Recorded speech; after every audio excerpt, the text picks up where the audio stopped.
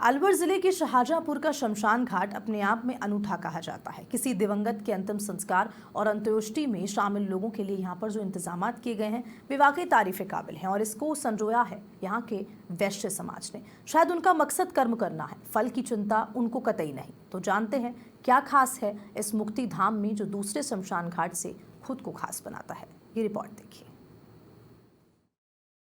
शमशान घाट एक ऐसा स्थान जिसका नाम सुनते ही भय व्याप्त हो जाता है, लेकिन शाहजहांपुर का एक ऐसा शमशान घाट जहां पर वैश्य विकास समिति द्वारा इसका पुनरुत्थान किया गया है। यहां पर बड़ी संख्या में पौधे लगाए गए हैं, वहीं यहां पर मंदिर, बाथरूम एवं अन्य सुविधाओं का संचालन महावर वैश्य, अग्रवाल वैश्य, खंडेलवाल वैश्य एवं सभी वैश्य समाज द्वारा किया जा रहा है। आज हम हैं उसी शमशान घाट में और हमारे साथ कुछ लोग भी जुड़े हुए हैं। हम उनसे भी बातें करेंगे कि उनकी आगे की क्या योजनाएं हैं।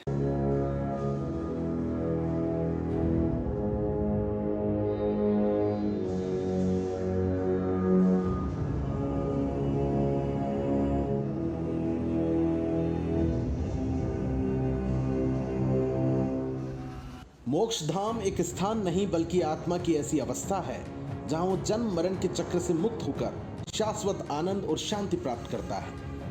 वहीं यहां आत्मा अहंकार और इच्छाओं से परे होकर ईश्वर के साथ एकाकार हो जाती है। दरअसल ये स्थान किसी व्यक्ति के लिए मंदिर की तरह होता है जिसके विकास और सम्मान की आवश्यकता होती है। और शायद यही कारण है कि गीता में भी श्री कृष्ण ने ऐसे ही कर्म करने का ज्ञान दिया है।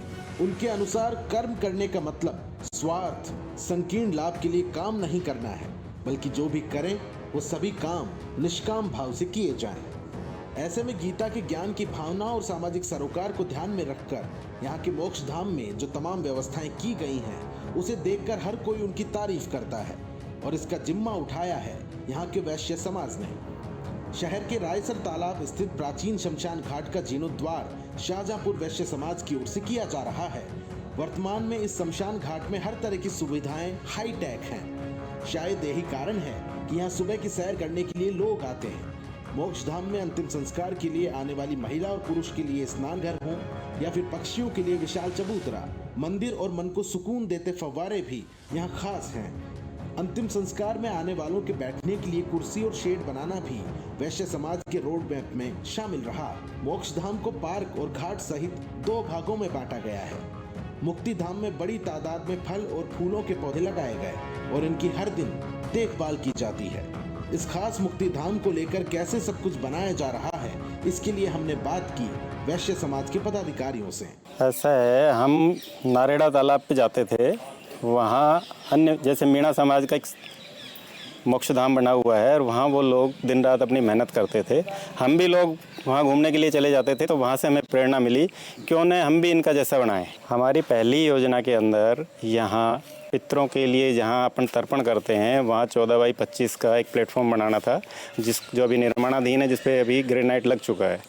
और 3 यूरिनल्स बनाए हैं और 1 टॉयलेट का निर्माण किया गया है, जिसमें सिटिंग और वेस्टर्न दोनों स्टाइल है। और 1 महिला बाथरूम का भी है, जो अपन जो 11वां बोलते हैं, जिसे नहान बोलते हैं, उस पर महिलाओं को जो सिर धोने के लिए या नहाने के लिए जो आवश्यकता थी उसका भी निर्माण किया गया है। बोरिंग यहाँ ऑलरेडी है। और एक जो हमारा जो वर्कर है, उसे सोच लो चौकीदार समझ लो, वो पहले से ही नियुक्त है। आज से 20 साल पहले वैश्य समाज के द्वारा और ये चारों तरफ 4 दीवारी का निर्माण किया गया था। इसमें अन्य समाजों के भी शमशान हैं, जैसे जी मोक्ष धाम में बहुत अच्छे काम हो रहे हैं और आगे जैसे जैसे गतिविधियां बढ़ रही हैं, लोग जागरूक होकर जिससे जुड़ रहे हैं, तो उससे और भी कई काम होंगे जो मोक्ष द्वार ये जो है अच्छा देखने लायक सुंदर बने और बाहर से आने वालों को अच्छा महसूस हो। धन्यवाद। वैश्य समाज की परिकल्पना को साकार करता ये मोक्ष धाम हर किसी के उस दुख को कम करने में अपनी अहम भूमिका निभा रहा है जो उन्हें किसी अपने को खोने के दौरान मिला। समाज के पदाधिकारी कहते हैं कि यहाँ वे तमाम इंतजामात हमने किए हैं जो एक मोक्ष धाम के लिए जरूरी होते हैं। सब जाति तो इसमें कही है, पर मेन काम जो हमारा हो रहा है वो वैश्य समाज की जो है, वैश्य समाज के शमशान घाट में काम हो रहा है ये। और बाकी अन्य समाज के भी यहाँ शमशान घाट बने हुए हैं, वो अलग से उनका काम अलग से हो रहा है, उनका नहीं किया गया, वो तो जो है अलग उनसे उनको नहीं किया है। वैश्य समाज का जो है शमशान घाट, इसका संचालन जो करता है वो वैश्य समाज करता है, वो समाज कर रहा है। हाँ, तो लैट्रिन बाथरूम बनाया गया है, एक जो है चबूतरा बनाया गया जो 14 फुट चौड़ा है और 25 फुट लंबा है, जिस पे ग्रेनाइट लगा हुआ है। रेलिंग की व्यवस्था हो रही है और लैट्रिन बाथरूम बहुत सुंदर बनाया गया है। अंतिम संस्कार के लिए बनाए गए इस धाम में कोई एक व्यक्ति नहीं, बल्कि वैश्य समाज के कई लोगों का निष्काम कर्म जुड़ा है, जो कड़ी से कड़ी जोड़कर ये कार्य में निरंतर जुटे हैं। इसमें वैश्य समाज के संयोजक सत्यप्रकाश टांडा, रमेश गुप्ता, ओम प्रकाश खजांची, सीए गौरव गुप्ता, अनिल गोयल, राजेश गोयल का नाम लेना भी जरूरी है। तो वहीं इसी कड़ी में समाज के विष्णु अग्रवाल, मुकेश गुप्ता, दीपक गुप्ता, नितेश गुप्ता, कृष्णकांत गुप्ता, कबूल गुप्ता, पीयूष खंडेलवाल ने इस पवित्र कार्य में अपनी भागीदारी निभाई। इसके साथ ही बिल्ला गुप्ता, हरिओम, किरोड़ी गुप्ता, संती विजय, मुकेश तसिंगिया, दिनेश गुप्ता, उमाकांत गर्ग, अंकित गुप्ता, श्री राम गुप्ता, रामकरण टांडा, एसपी गुप्ता की सेवाएं भी धाम को सुंदर बनाते हुए उसे निखारने में दी गई। अंत्येष्टि के लिए आने वाले लोगों के लिए वैश्य समाज की ओर से अपने पूर्वजों की याद में शमशान घाट पर पौधारोपण किया गया। तो बैठने के लिए शेड बनवाए गए, तो जगह जगह कुर्सियां भी लगाई गई। इसके लिए सत्यप्रकाश टांडा के नेतृत्व में बनी कमेटी मृतकों के परिजनों को प्रोत्साहन करने की जिम्मेदारी बेहतर तरीके से निभा रही है। तो वहीं दूसरी ओर अंतिम संस्कार के लिए जरूरी लकड़ियां शमशान घाट में ही उपलब्ध की गई हैं। तेज हवा या तूफानों में टूटे या पुराने हो चुके वृक्षों के टूटने पर कमेटी की ओर से इस तरह की लकड़ी खरीदी जाती है और इन्हें उचित दाम पर आवश्यक व्यक्ति से खरीदी जा रही है। इस कार्य के संचालन के लिए समाज की ओर से श्री राम गुप्ता को नियुक्त किया गया।